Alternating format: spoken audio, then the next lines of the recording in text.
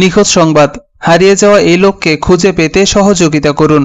মোহাম্মদ রফিক উদ্দিন, নোয়াখালী জেলার হাতিয়া থেকে উনি ঢাকায় যান ওনার চিকিৎসা করানোর জন্য। তার নাতি মোহাম্মদ সাকিব বলেন, গত 11 সেপ্টেম্বর রোজ বুধবার উনি ঢাকার শান্তিনগর পপুলার হাসপাতালের সামনে থেকে হারিয়ে যায়। আমাদের ছোট ভাইয়ের নানা মোহাম্মদ রফিক উদ্দিন, বয়স আনুমানিক 60 হবে।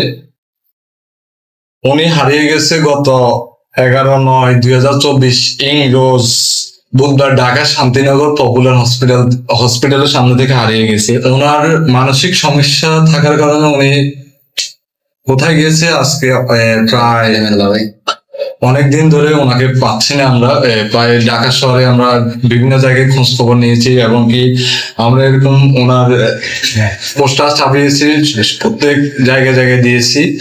এখন পর্যন্ত উনি কোন জায়গায় আছে, কোথায় আছে, আমরা এই খোঁজটুকু পাইনি। আমাদের লোকজন এখনো কাজ করতেছে, কোথায় আছে এটার খোঁজ খবর নিচ্ছে। আমরা শুধু এইটুকু জানতে চাই, আমাদের যে লোকটা হারিয়ে গেছে মোহাম্মদ রফিক উদ্দিন, বয়স 60-65 এরকম হবে।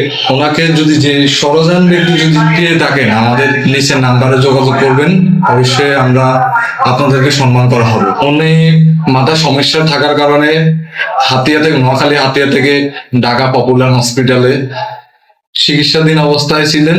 চিকিৎসা শেষে উনি দেশে যাবে, ওই অবস্থায় উনি হারিয়ে গেছে। ওনার নাম মোহাম্মদ রফিক উদ্দিন, ঠিকানা কলেজ গ্রাম, সরকিন 1 নং ওয়ার্ড, থানা হাতিয়া, জেলা নোয়াখালী। কোনো হৃদয়বান ব্যক্তি যদি পেয়ে থাকেন তাহলে নিচের নাম্বারে যোগাযোগ করুন 01829 775163।